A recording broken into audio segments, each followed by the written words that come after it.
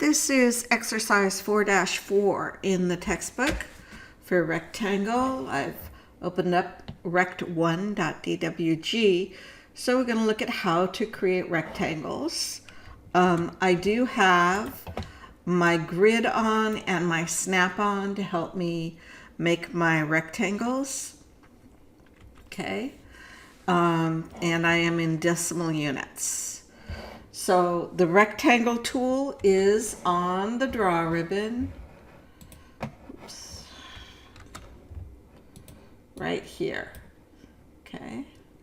So you may recall that the polygon tool is in the down arrow. So we're going to select rectangle. And we're going to just draw the 4 small rectangles. And notice I can use the snap to snap it inside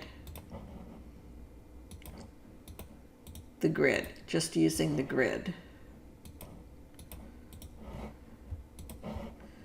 And I'm just right-clicking and selecting repeat rectangle to so I don't have to go back up to the ribbon to select the rectangle command.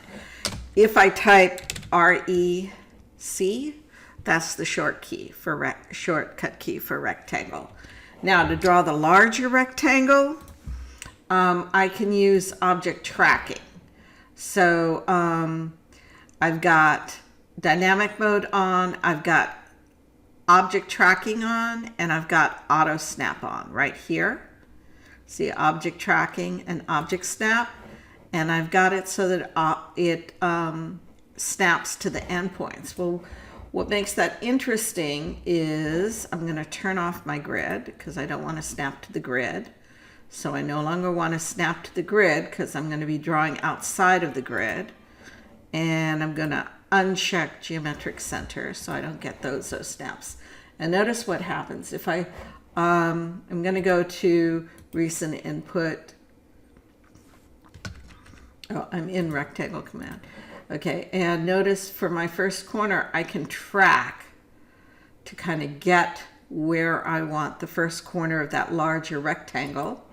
And then I can also track to the bottom here to get that smaller corner. And that's how I was able to place that larger rectangle.